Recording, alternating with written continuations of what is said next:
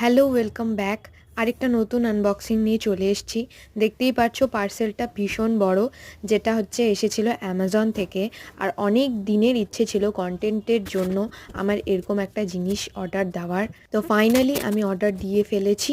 এটা approx 600 rupees নিয়েছিল Amazon থেকে। মানে আমি ভাবতে পারিনি যে এতগুলো ডাব্বা দেবে। তো ফার্স্টেই এই বড় ডাব্বাটা দেখতেই পাচ্ছ কতটা স্ট্রাগল করে খুলতে হয়েছিল। পুরো পার্সেলটা খুলতে আমার সময় লেগেছিল প্রায় 15 মিনিটের মতন। এত বড় একটা ডাব্বা খোলার পর ভিতরে গিয়ে দেখলাম আরেকটা ডাব্বা।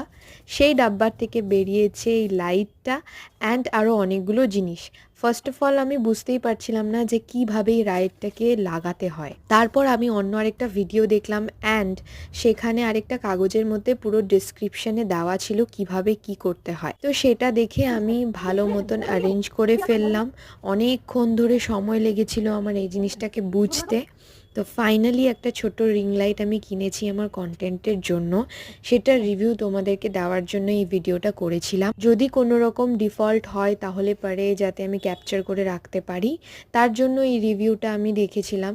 এটা ফার্স্ট টাইম আমি আমার কন্টেন্ট ক্রিয়েশনের জন্য কিনেছি অ্যান্ড লাইটের তো ভীষণ পরিমাণে দরকার হয়। তো এই লাইটটা 3টে রং হয়, সেটা তোমরা এই ভিডিওর মধ্যে দেখতে পারবে।